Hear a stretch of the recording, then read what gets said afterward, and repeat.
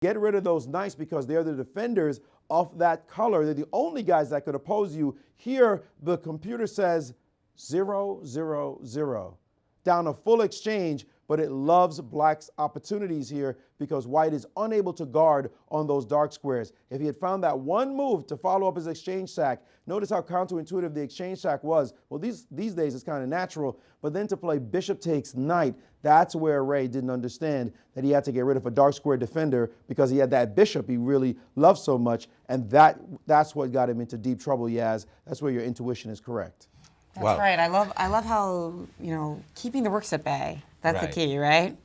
Yeah, well, also because it's so compelling, this knight on a4, again, with that, and working in conjunction with that bishop on g7, going after that b2 pawn, and then that whole queenside majority of black. I'm shocked by the 0, 0, 0, by the way, of course. I thought that the rook sacrifice was definitely worthwhile, and that black had good compensation.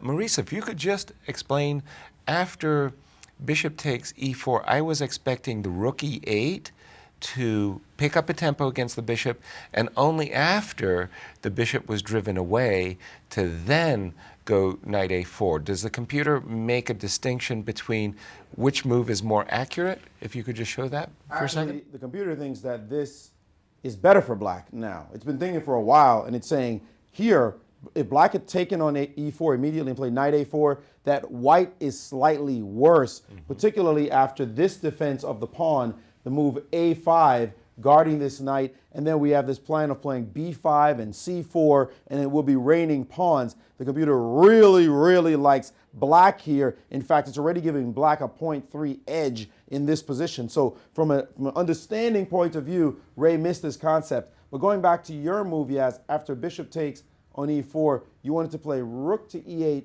first. I haven't looked at this line. And here it's not liking black suddenly after dropping back to g2. I guess the move knight to a4 is not as good. It's kind of confusing why not the same rook ab1 would show up. And again, let's see if a5 happened on the board.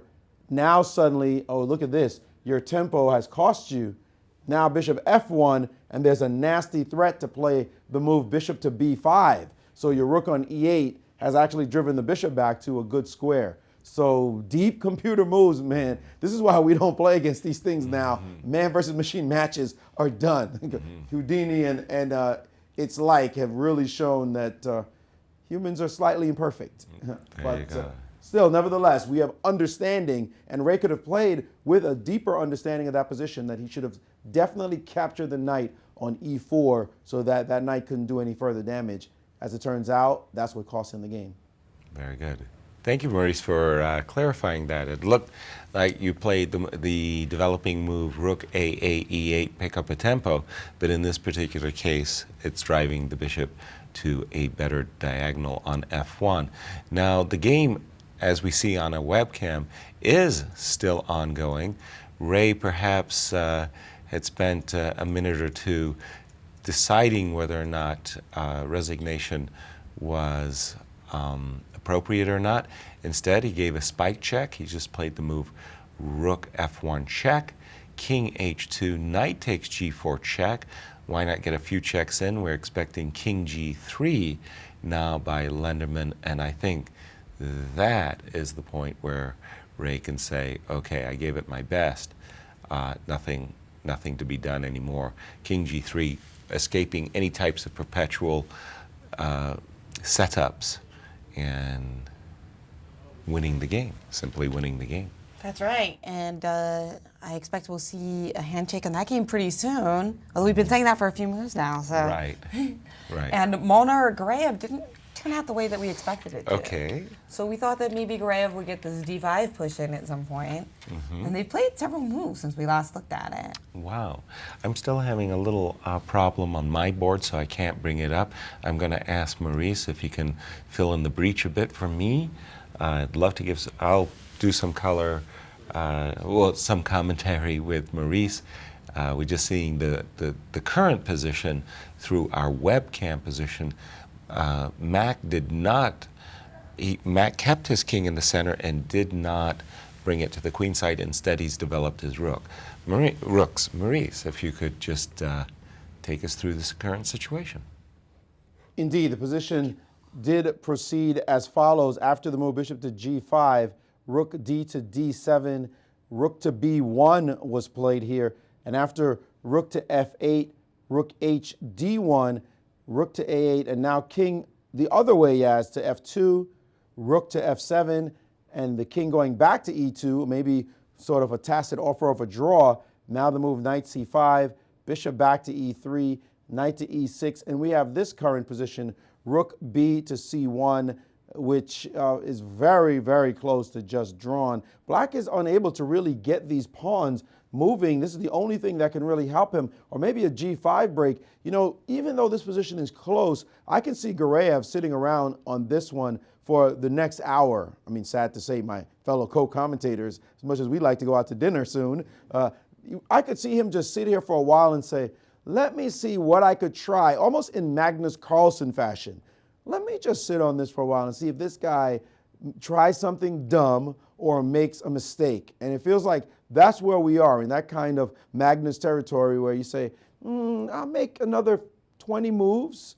I got nothing better to do. You know, let's just make some moves and see what happens. So White has nothing here. White can't make any breakthroughs. So White is forced to sit and see if Black can come up with anything creative. And there are potential pawn breaks here with c6 and d5. There is the potential for g5, you know, that will weaken this pawn, but he could maybe try to time that right. So we'll probably be here a while in this position as Black tries to steal a point in this round, and why not? Because otherwise he's going to be down a point against our current tournament leader, who looks like he's about to slam dunk his position. Back to you guys. Thank you, Maurice. Firstly, I absolutely agree that this game is going to be a lengthy game in the sense that Black has the edge. It's not easy to make something concrete out of it, and it's just going to require a lot of work. And it's not just Magnus Carlsen, by the way. I saw recently in Azerbaijan that Hikaru Nakamura is playing really hard all the way to the extreme end. And in fact, he had a 50-move game against Timur Radjabov that he was trying to nurse a small advantage. You mean a 50-move rule? A 50-move rule game, Right. yeah. Because 50 moves is about average for Hikaru. No, yeah, but a 50-move rule game to make the draw. I can see that in my board, the setup that I can envision for White is that he'll put his rook on c2, he'll drop his bishop back to c1, and then he'll simply wait. And he says, okay, you, Black, do something. And as Maurice was explaining, the real lever in the position is to play c6 and d5, something that I've been anticipating that Timur was going to play for quite some time. Yeah. And we were looking at lines where the rook was capturing on d5. Right. But that was because we had like a lot of activity. Well, we didn't have the option of recapturing with the pawn either. True. Right. But there we were actually getting activity with our rooks, whereas here it would be more building a center. And we have a result. Alexander Lenderman continuing to impress in this championship. 3.5 out of 4. Just a fantastic play from the youngster who missed last year's championship. Right. And by the way, a cute finish at the very end. I'm going to bring our viewers to see this final finish as Alex Lenderman finishes the game with a flourish, taking 3.5 points out of 4 games. Pretty impressive in such a close field. We have the final position on the board, actually, just giving up the exchange. Yes. So kind of a nice kind of counterplay to Robson's earlier exchange sacrifice. Exactly. So what we had seen through our webcam was this last move by Black, g5, g4, hoping against hope that the pawn would go to g3 so that he could play rook h2 check and mate. Of course, White did not allow that to happen, took the pawn, king g6, e6, check. We saw this check by the knight. The king did come to g3. Knight dropped back to h6. Pay attention, there is a knight fork in the position, knight f5 check, picking up the rook on Many e7. tears have been spilled. Oh, tell me about it. Rook goes to e8. Obviously, white is now all set There to aren't promote very his pawn. many moves that won't win for here for white, I believe. Exactly, king g7. But here, a very nice finish, because if you play the move e7, after rook takes f7, you don't. Well, you can that should still win play too with like rook g8. You're right. check, I'm afraid that there are too many wins, but I really did like this move. Rook g8 check. In case the knight captures, pawn takes equals queen, check, king captures queen, and this scorpion sting. The Italian bishop lives to rule. E7 check in the it's very aesthetic that the king Isn't can't come it? to f8 or f7 and Exactly. The king cannot stop this pawn from promoting, and after the king moves queen, and that was all she wrote. And so Ray thought it was a very judicious moment to give it up. well, great game, really exciting. Very nice play, very nice. Lenderman truly is impressing. He's looking very, very good. And we do have both players coming to talk with us today because Okay. we only have one game left, and it'll be interesting also to hear what Lenderman and Robson think about the final game that's going on here as well. Oh, absolutely. So they're just getting mic'd up. The players, Ray Robson, joining us in our studio in just a few minutes. I'll go back. I'll turn my attention back to the current position, where I am expecting we're going to see a lot of maneuvering back and forth for some time before the clash eventually happens. Well, it looks like Graves made the move rook to e8 after rook to h1, so a lot of what we call mysterious rook moves in this position, and that's a term that was coined by Nimzovich, your favorite, right? No. That's a move where, you put your rook in a square, it's not quite clear why. Well, in this case, it's not that mysterious. Because black has just played rook g8, he's feinting the idea that he may play the move g6, g5 to open up the position. So Max said, well, I don't want you opening up the position. A prophylactic move, right? Yeah, he played Now- rook h1 in anticipation of the h-file, and that move totally discourages, rook h1 discourages g6, g5. But now rook on g to e8, well, rook to e8 I believe was played. Rook to e8 was the move. I And think I see that, yeah. Oh, I and, see. and so I guess he's trying to, another Nimzovich word, overprotect d5, well, he may once again be intimating that. c6 and d5, yeah. Well, again, I was a little bit of the mind that the king on e2 could be potentially vulnerable when the center explodes. So with this move, rook on e8 vis-a-vis sets up a potential discovered check against white's king. Yeah, and so we're going to see those rooks dance back and forth till he finds the right time to play d5. Meanwhile, we've got Grandmaster Ray Robson with Maurice Ashley. Robson, one of our most talented young players in America and a student at Webster University. He's with Maurice. Thanks, Jen. I'm with Grandmaster Ray Robson after a difficult loss against our current tournament leader, Alex Lenderman. Ray, first of all, thanks for coming on the show. Sure. Ray, I asked you off camera and asked you where had your theory stopped in this line, and you said it was very early on in the game, as early as as which move? Maybe around move 11. I wasn't expecting this line, and then I didn't remember if I'd seen knight a3 or what's the theory after knight a3. So I was kind of on my own from here. On your own, but you played all the book moves up to this point. All these moves were played before queen b3. This is where the new move was, this idea of rook to e8, and he played this move, rook d1, quickly. Bishop d3 had been the previous move in the line with c4, but white was okay there too. And here you played the very interesting rook exchange sacrifice, that is. Why did you feel the need to do that now? Well, I thought it would be very interesting and should give me compensation. And I wanted to do it before maybe it would be less favorable, or he would just prevent it altogether. And so I thought now is the time to do it if at any time. Indeed, and it turns out that after takes knight b4, knight e4, that right at this moment you could have actually captured on e4 and then played with knight a4. Did you spot that idea? Well, originally I was going to take on e4, but then mostly I was thinking about taking rook e8 and then probably just bishop g2. And I didn't think I had enough compensation, but I thought a little bit about this idea, knight a4, but I didn't think it would be as strong as it really is.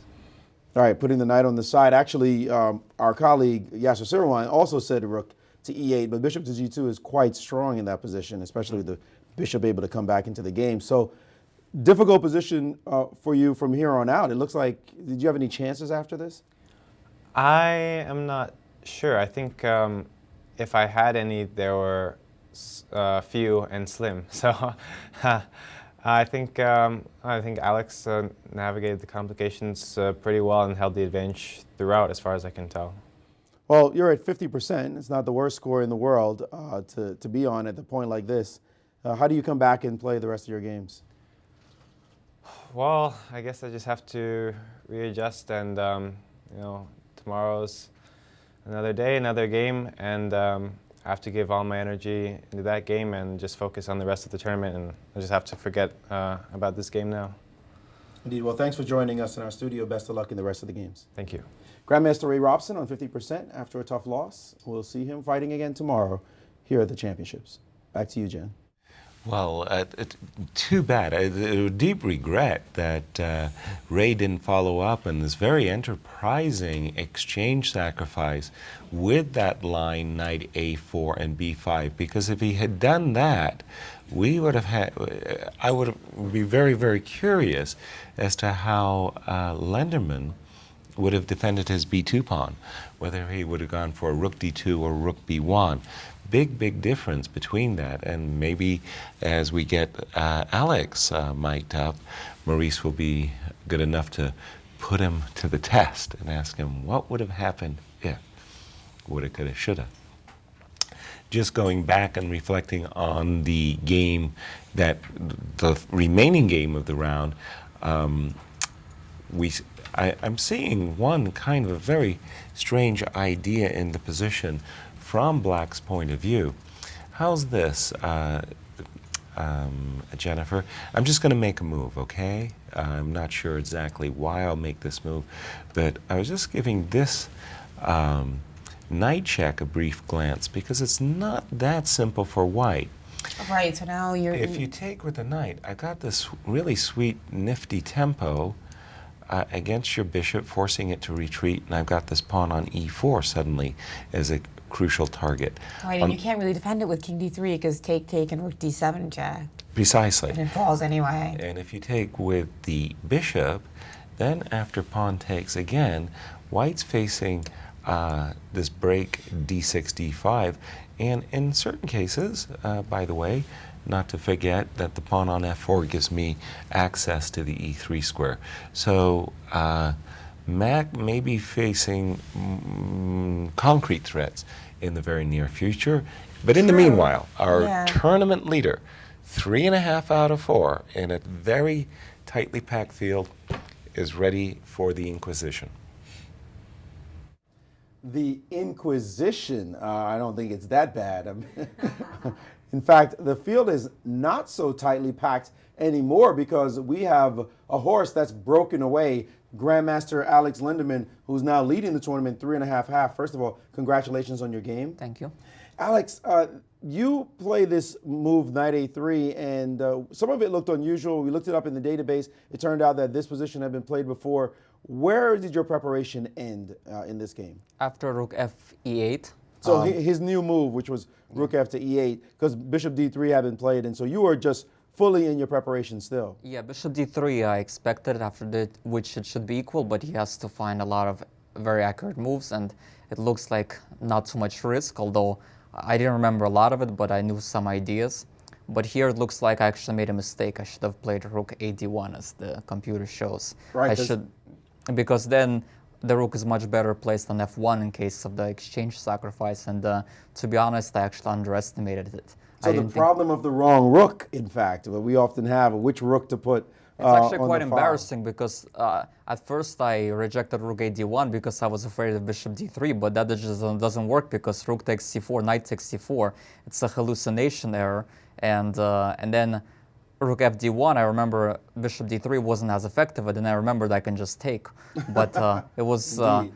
But it was, of course, rook a d1 is much more So you accurate. were saying you were a little bit worried about this move, which is actually not even playable. Let's get that in there. Rook takes d3, and And this fork, which looks like a fork, is not really a fork because Yeah, it just dies. Well, okay, so that's a nice little ghost not to have happen on the board. So here he played this move, and what did you think when he sacrificed in exchange? Were you concerned when you saw the move actually get played? well, to be honest, I knew rook f8 shouldn't be the most accurate move, probably. And he took a lot of time, so it seemed like he didn't know the position so deeply. So I thought that the reason he sacked was because he thought that the other alternatives were just kind of worse, and he just wanted to make it complicated, but I wasn't sure if it's enough compensation. Well, it turns out that there was a difficult position for you to navigate in a couple of moves right here. If he had actually captured this knight on e4 and played the move knight to a4, there were some challenges here to try to convert this position. The Houdini thinks it's at least equal, maybe even slightly better for black. Could be, yeah. That's the, after, you know, well, the thing is, I thought knight e4 is the best move regardless because I thought the other alternatives give him a lot of compensation, like e4, potentially after bishop g4, my rook has to move to f1 and then knight d3, and then he gets the e5 score, he gets bishop d4, he gets a lot of counterplay. And here, I didn't quite see it, but then while he was thinking, I saw this idea, and I wasn't sure what exactly I was gonna play. I was thinking of rook d2 maybe. I was probably gonna play, but yeah, I was actually thinking that he might have some compensation here. So I guess it's good that he didn't play that. I would say so because he had great compensation. Yeah. But then you handle it here the way he played. You ended up being able to just smoothly go through and handle the position. It looked like very fine technique. I wouldn't say smoothly. I mean, it was very hard for me. I mean, I thought I must have missed some things. In fact, at a couple of moments, I thought I was fortunate that I had certain resources that I didn't quite see in advance. It was very hard for me to play, but I guess I'm just fortunate that it turned out okay. But Very modest reply for a lot of genius moves you found in the game. But it did work out for you. You had a great ending and finished in at least a cutesy way. You were totally winning at the end. But you're in first. It's 4 rounds at the U.S. Chess Championships. Not only in first, you're at first by a full point. How does it feel to be the leader at this stage in the competition? well, it's just a start. Like I said yesterday, it's just, you have to take it one step at a time and focus on trying to do the best I can tomorrow, one move at a time. Now, one step at a time, but you're a full point ahead of the pack. There's got to be some more feelings bubbling up now. I have to try not to think about that. I have to try As to much play. as I try to get you to think about it. I have to try to play every game like it's round one, and just play my normal chess, and just do my maximum. Look for my opportunities and take advantage of them. Your preparation has really been very good in the championship, or either that or people are just waltzing into it, waltzing into your lines. Has there been anything different you did for this championship than previous tournaments? Well, I think in the previous championship also my preparation was good. I don't know, I try to prepare very well for the US Championship. I try to learn a lot of new stuff so that, people don't expect it. And one game a day, it suits me very well because I have a chance to get everything together, my regiment, my preparation, everything is in order. And I try to bring my A game every time here. So far, my preparation has been successful, although I wouldn't exactly call it super good because I didn't remember a lot of the stuff yesterday or today, and in the other 2 games I think I actually didn't get such great positions as I hoped for. So we'll see. We'll see how it goes the rest of the way. But for now, I couldn't have expected anything better than this. Indeed. I have seen in the past, I don't mean to bring up negative memories, but I have seen you start strong in the past. How do you, and then peter out later in the tournament. How do you make sure that doesn't happen here? Well, first of all, you can't get overconfident because everyone's capable of beating me, obviously. I still have 7 more strong players to play. So obviously you have to keep that in mind. And you have to make sure that you maintain that same regimen that you have done earlier on, and not change anything to the worst, and not get overexcited or anything, and just keep your same routine and do your best. Are chess players superstitious, or are you superstitious? No. Not at all. But you like that same regimen, though. That helps. No, I use the same regimen because it's simply helpful for my chess, but not because of, some other strange reasons. Okay, well, we wish you the best in the rest of your games. By the way, who do you play tomorrow?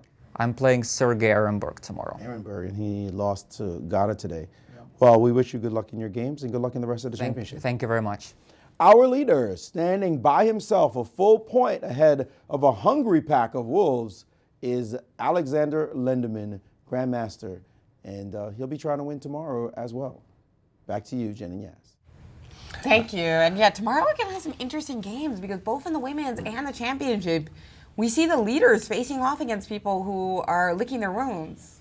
So you've got Lenderman, he is playing with black against Sergei Ehrenberg, who just lost a tough game today against Gata Kamsky. And in the women's, you've got Irina Krush playing against Kamila Bahenskaite. So of course she had a rest day, but still. Right. A tough recovery there. Exactly. In that lovely 4 queens game against the 13-year-old Iswaran, Kamila was devastated by losing that. And then Anna Zatansky playing against Victoria Ni, who only has half a point. Ooh, okay. Anna has a... So could be a lot of blood tomorrow. A lot of blood. I remember playing in these round robins where, with Garry Kasparov, I wanted the number just besides Gary. So in a sense that I'm following Gary in the tournament. If Gary wins, I play the opponent on the next day, right? You like to follow. I like to follow. And Gata Kamsky just having defeated Sergei Ehrenberg kind of sets the table for Alex Lenderman to continue his great surprising success. And also in the interview that Gata gave, Gata mentioned that he felt that Alex's success was absolutely warranted and that he's been looking for Alex to make a breakout move for quite some time. So when Gata Kamsky is speaking highly about your game, and it's time for you to beat him and dethrone him. It's serious. It's serious. Dethroning and possibly in place in this championship. We haven't seen that. I mean, Gata Kamsky's been pretty dominant. So when Hikaru's not today, playing. Well, today, he really showed his mettle. So it's true. And what do we have in the Molnar Garayev game? We're looking at all these maneuvers for Black to try to press. And they're, the interesting thing is they're playing very quickly. So they're getting those 30-second increments. Right. And you're seeing a lot of moves. And frankly, nothing has happened. Just a lot of moves. Just a lot of, to and froing. Which is exactly what you expected. Exactly. At certain moment, after Timur has determined the very, very best setup for his pieces, guess what, folks? He's going to go for c6 and d5. And again, and I'll just say it because probably sometime we're going to break and go off the air, I don't like the king in the center of the board. And if I were white, I would reorganize. While black is reorganizing, I would put my king. I would want to castle. I would want to put my king on e2 on the c2 square, and I would want to take the rook on c2 and put it on the e2 square. Well, what about, so you don't like f1 either because of the rook. What about rook d1, rook e2, and king f1?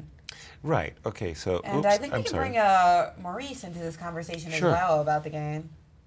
Well, I have to at least express my pet peeve.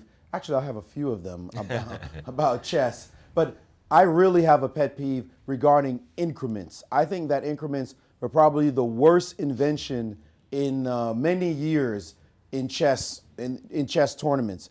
Reason is that you can have a situation where a player can just move back and forth many times, like in a position like this, and keep gaining time on the clock. It's so counterintuitive to sports where imagine you have 2 minutes left in a game, in a football game, and on every completed pass, 30 seconds gets added to the clock. I mean, any successful play, even, not even just a pass, you can hand the ball off.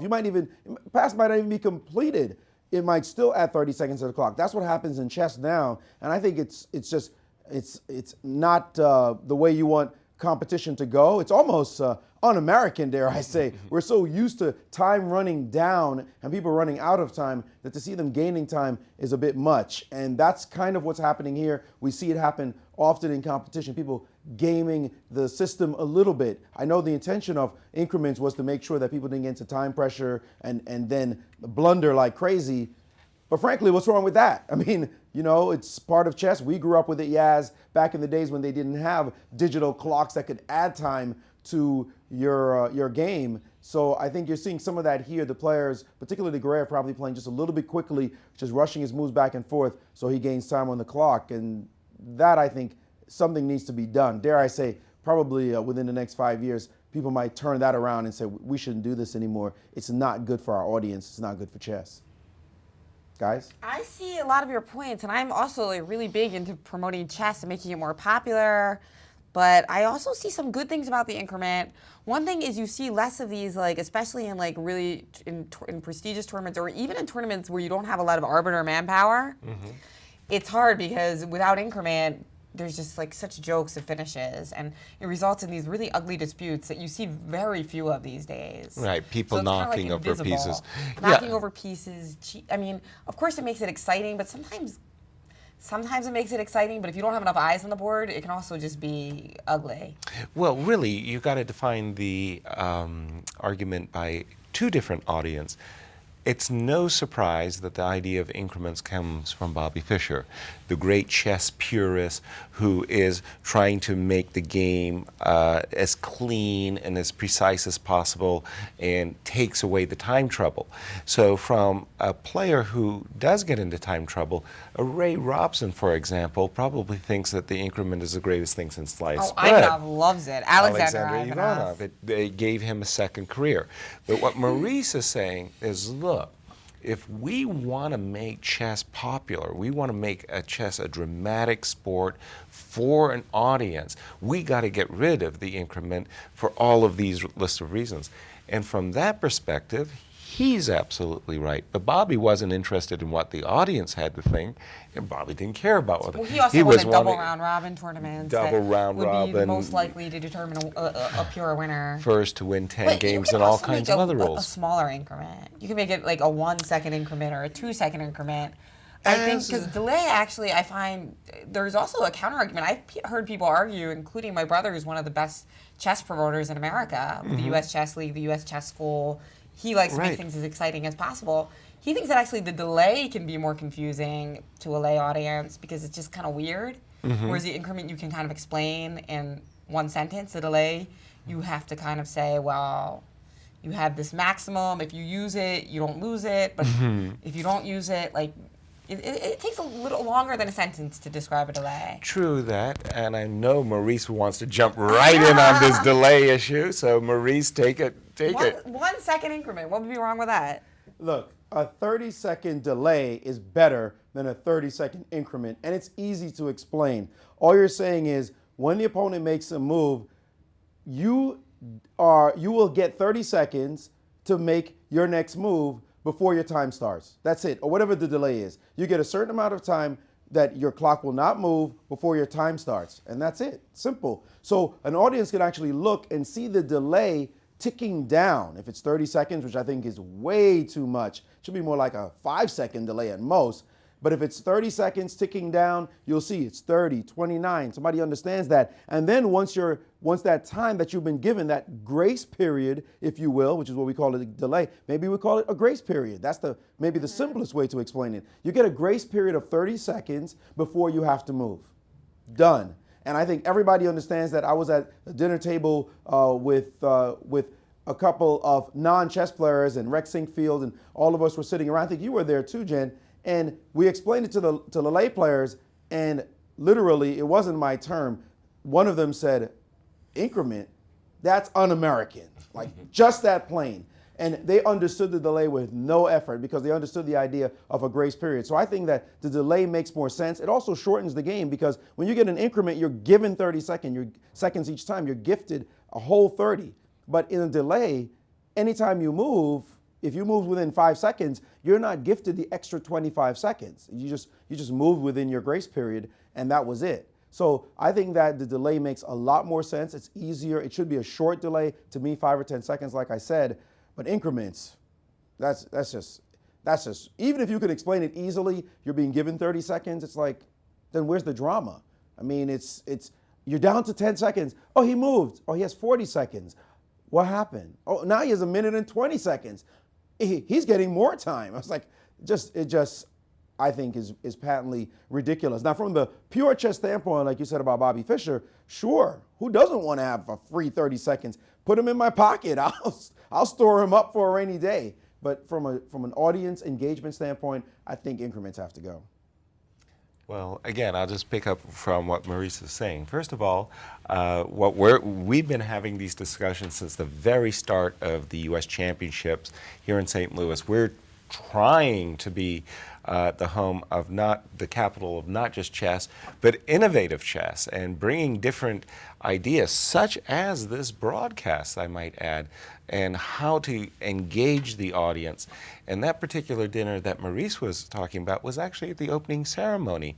And of all people who said it was un-American was a politician who's a non-chess player, and said, right. Charlie from the St. Louis City Council. He said, what? I think you're being a little hard on increments, because I think it's a 30-second increment, which is more of the issue than the increment. Trust me, 1 second increment, 2 second increment, people are going to be losing on time. Right. I mean, they will definitely be losing on time. They even had blitz tournaments with 3 minutes and 2 second increments. Oh, sure. And that actually goes faster than 5-minute chess. Yeah, and so again, it could be really fast. The increment really does help the arbiter tremendously in terms of avoiding those blitz finishes where pieces get knocked over and, as you say, bitter feelings erupt. Your hand interfered with my hand and I couldn't press the clock, and things of that nature. That's right. Actually, at the 3-minute and 2 second blitz tournament that I played in, because you had the 2 second increment, they had a very harsh rule about where you had to put the piece for it to be legal. On the square, in the middle of the square, yes. as opposed to slightly off square. If it was slightly off square, you would you would forfeit. You could forfeit the game. After pressing your clock because your piece wasn't properly on its Exactly. adjusted. Wow. Exactly. If I may jump in, think about this idea of the increment, though. What you just said, it's tough on the arbiter. We have cameras on these games. If you have a big dispute, if there's a real dispute, go to the videotape. Do it like they do in sports right now. What happened? And when you say, oh, there are bitter disputes, what is sports all about but bitter disputes? We love it. I understand we're a gentleman's game. We're not supposed to be kicking dirt like in baseball. But hey, a few disputes definitely do not hurt the ratings, do not hurt the viewing audience, who would be totally intrigued by what actually happened. And then the arbiter can then say, I need to look at the tape to see exactly what happened. We have cameras everywhere. So I think the more professional the game gets, the more we're going to realize that this is a good idea. I mean, as it stands, these guys are comfortably gaining time on the clock. That's moving back and forth. Totally not engaging. That just does not work. And I think we're thinking about the players, and we should, but I think this invention of the increment, solely because we have a digital clock, is an invention that really does not help our audience engagement, like you said, Yaz. Not at all. And I think it just has to go. We've got a comment from a listener who says that this is actually not just any listener, Mark Crowther of The Week in Chess.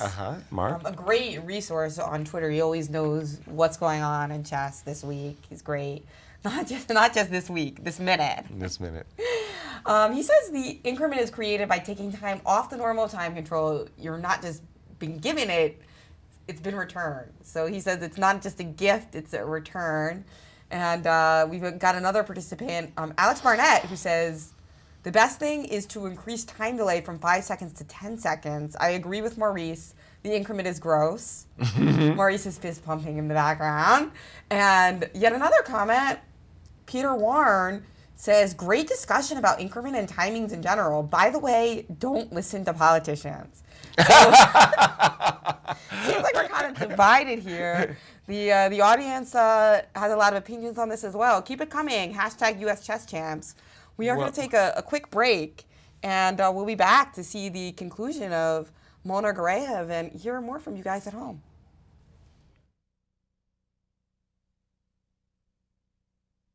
All right, I think.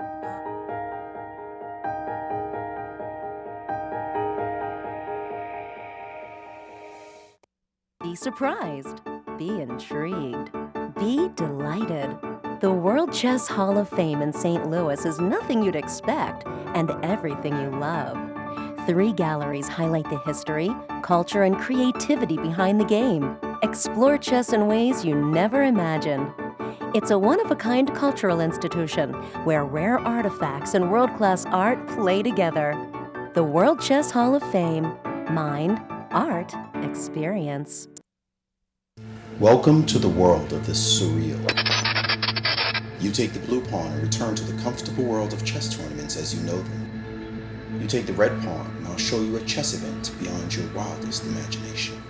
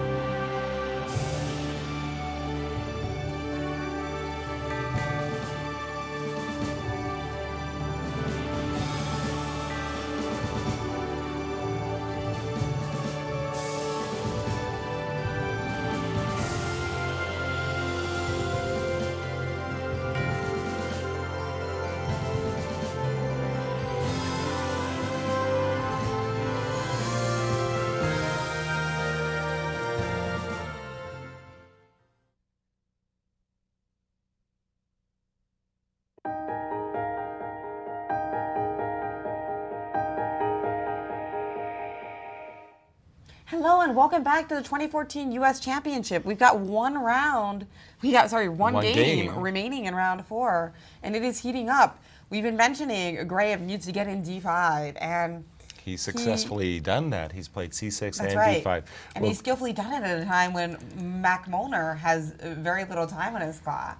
And indeed, we were all afire a moment ago as Molnar's clock, Mac's clock, was ticking down, and Maurice was saying, "We got to get back on air. Look at this, look at this." Suddenly a move was played, and he suddenly had a minute on his clock, and it was like, "Oh, I rest my case about increments." Well, at least Mackenzie Molnar will be in time pressure for a while. That is one upside. He's not actually going to lose on time, so it's basically like for the next 10, 20 moves, we're going to see him probably get down possibly to 20 seconds, maybe even 10 or less, and then he's going to go back up. It's going to be like a pendulum, up and down, up and down. We were looking at some position. How did we get it, Maurice? We were looking at a position like clock, this. Though. We've got to have a look in the clock. Let's get a view of the clock, please, guys. It's very important that you have the camera on. He's got 30. Look, he's ticking down, right? 27 seconds. So dramatic, a moment like this. 24 seconds, that's right. I mean... And the moment he makes a move, bang, he gets new time added to his clock, and the there drama it is, 16 lost. and suddenly he's got 46. I don't know about that. I don't think the drama's totally lost. I think you guys are being a little bit too harsh because he can continue. It's going to happen over and over and over again, and that's one of the nice things about Timur Garayev's play here, that he knows the pressure is on for his opponent. He can make a move in 20 seconds. That's not easy, especially when you're a little worse. Oh, without question. And one of the strange things is because Maurice was showing on his smartboard that the computer prefers Black's position, but surprising to me, not by the great amount that I would feel under pressure if as a human player, I would sit there and say, I don't like this position for White. The computer says, no, it's only slightly better. Don't panic. And that was a big surprise for me. Maurice. Well, not anymore, actually. Now, the last move that Molnar played turns out to be what looks like a serious error. And in the position now, Yaz, it turns out that knight takes c3 is a beastly move. Knight takes c3, smacking down on the board, a simple discovery, in fact, on this rook. And after rook takes rook, simply knight takes e2, and Black has just won a pawn. Well, it looks like for no reason. White might have some counterplay, though, with this move, ready to take with check, and after knight to d4, he's able to capture here, and Black can take this position. I don't know that this is cleanly winning, but the knights are dominant. The king's powerful. This passed pawn is thinking of going down the board. This pawn is hanging. Looks like a lot for White to have to think about in this position. It looks like Black is definitely in the driver's seat here. White will have to play precise chess at a time when he's got very little time on the clock. But we'll see if he can hang in here at this moment in the game. And we'll see if Garayev ends up playing. So this move, knight takes c3, taking advantage of the rook on d1 that's hanging. So the idea is if rook takes d7. Knight takes e2, as Maurice is saying, spanking down that rook, and this rook on d7 is hanging, and this knight on c1, well, okay, that's protected.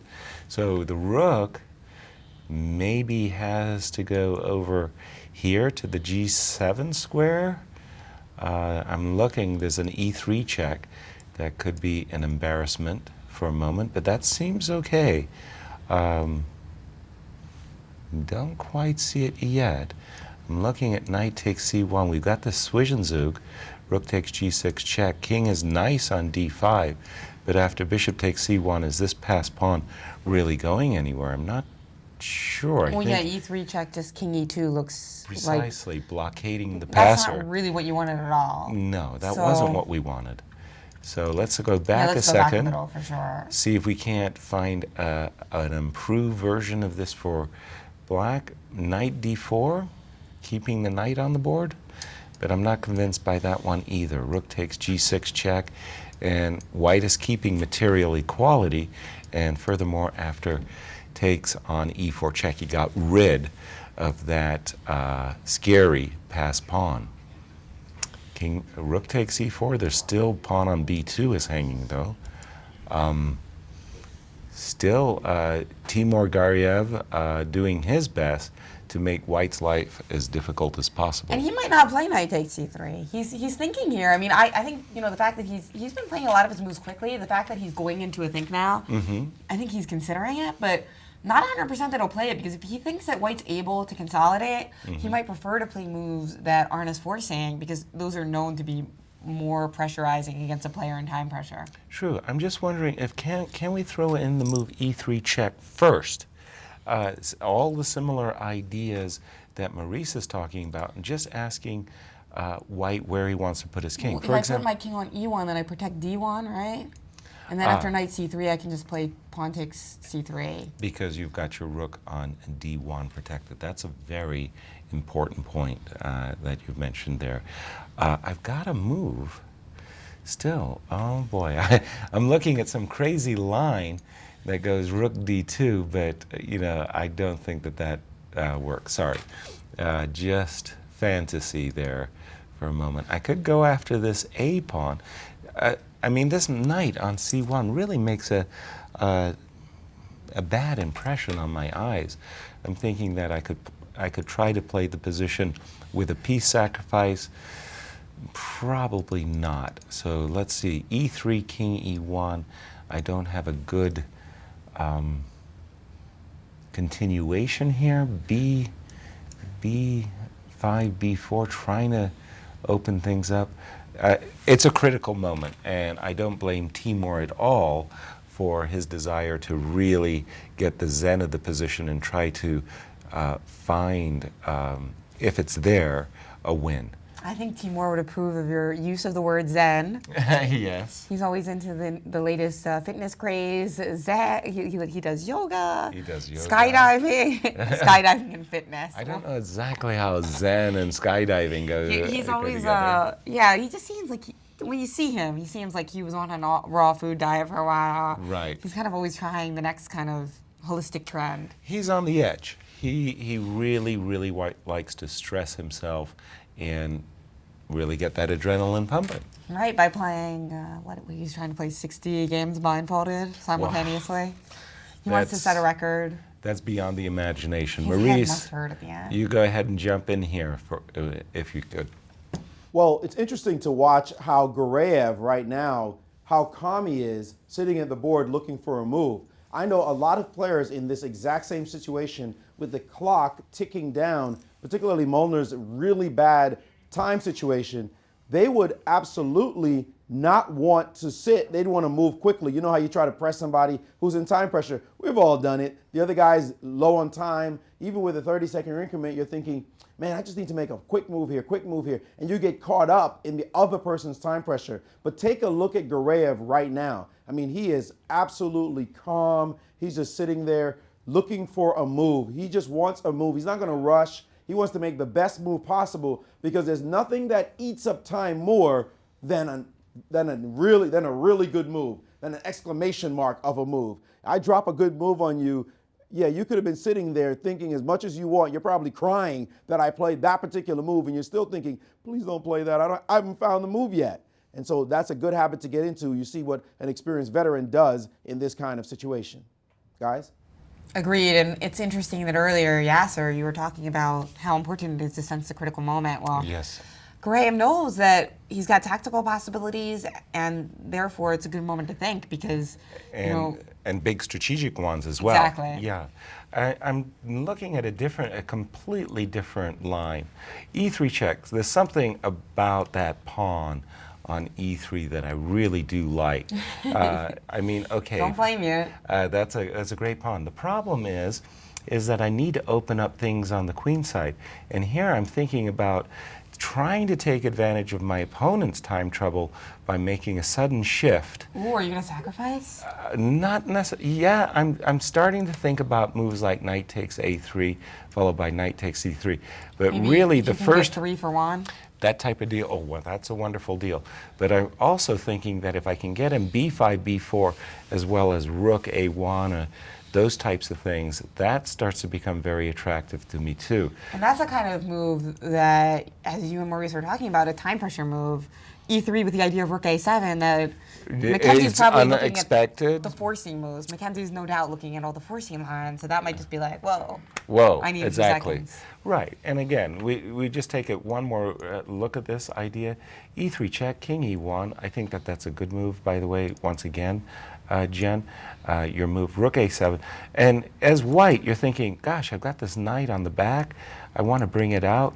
But after you bring your knight out, then this sacrifice of knight takes A3 really starts to look marvelous for black. You could capture, but then I've got this knight fork attacking these rooks on E2 and D1, and just wonderful possibilities here for Timur. And I'm sure those thoughts are drifting, and he's looking, and he's about to make a move. Again, this is a critical moment. 2 minutes for Molnar, 18, and he has chosen And he did something. not play the, I can tell, I can't see what he played exactly, but I can tell he did not play knight takes C3, rook to E6. Keeping all the tension in the position is what he Right, did. very, very adroit there, you know, time pressure strategy. Indeed. However, the computer is saying that this move was not optimal at all. In fact, it's thinking now that the position is very close to equal, although not really equal. It thinks now you could save this rook, get it off of that square, and this pawn is under heavy attack, and it looks like he'll have to play E3 check. But after the king moves, now this knight has been released from prison, and this pawn will have to be watched forever. You'll have to defend it. Not so easy to infiltrate into the position. So this move, rook to E6, may not have been the best move, guys. All right, yeah, I mean, I understand the motivation behind the move. You want to keep, when your opponent's in time trouble, you want to keep all the wood on the board, and you want to keep all the tension. But rook E6 is just not one of those moves that really hits. ooh, home. but wait a What second, we we do have have a to knight takes see- C3. we I think just they've played seen- two new moves. What was White's last move? Let's refresh. King G3. King G3, no, and that was now terrible. That steps into a knight takes C3, and boom. Oh, and look at they've that. shaken He's hands. busted after Knight that takes move. C3. Knight takes C3, a horrible Oh. mistake. That's King a shame. G3. That's a shame because he could have been thinking about knight takes C3 on the previous move when Timur was thinking. Exactly. So he must have missed the concept altogether. So let's go over why it loses. Well, knight takes C3 again. It's a fork against the two rooks, and that knight opened up the D file, so the rook is threatening to play rook D7 takes D1. After this trade, rook takes D7. There's no trade. It's a check. It's a Zwischenzug tactic, an in-between move that comes with check, thanks to white putting his king on the worst possible square, and after knight takes, king takes, that's all she wrote. Black would be an exchange and a pawn up, and it's dead. Timur Gariev +2, chasing Lenderman, only a half a point ahead. That's right. Now. Hey, that's a really actually- good example of how, you know, you look at a tactic, it doesn't work, or you don't think it works, but then your opponent makes one little tweak and suddenly it wins instantly. And that's why he played Exactly. it. He played it like in a second because he had been Instantly. analyzing it for 5 minutes prior. Exactly. By And the way, final may thought for Maurice. may I add, guys, that the increment didn't help him in this case either. He just blundered in time pressure anyway. So a win by Gareev, that's a big deal in this tournament because now Gareev has separated himself from the other contenders, and he is now only half a point behind Lenderman, the leader. So 3.5 in first. Gareev now standing at 3, and that puts a lot of pressure on guys like Onischuk and Kamsky, who are looking up at two front runners. One, Lenderman playing very well, and Gareev, nobody would be surprised to see him win this tournament. So a very interesting situation. We like the unevenness of the championship right now. I think it makes for a much more interesting championship as we go into the next round. It's absolutely thrilling. And, you know, we weren't impressed with Gareev in round 1, but he's starting to make up for it. Right. He's playing some pretty enterprising chess and going for it all the way. 2.5 out of 3 after that horrendous game 1. That's right. And so Round 4 of the U.S. Chess Championship was a pretty bloody one. So the men did make up for the women. And we hope to see more of that tomorrow. We're going to have round 5 of the U.S. Chess Championship and round 4 of the U.S. Women's Championship. We're predicting a lot of blood on the board. You don't want to miss it. I'm Jennifer Shahade, and I'm here with Grandmaster Yasser Seirawan and Maurice Ashley. And we hope to see you all tomorrow. Great show.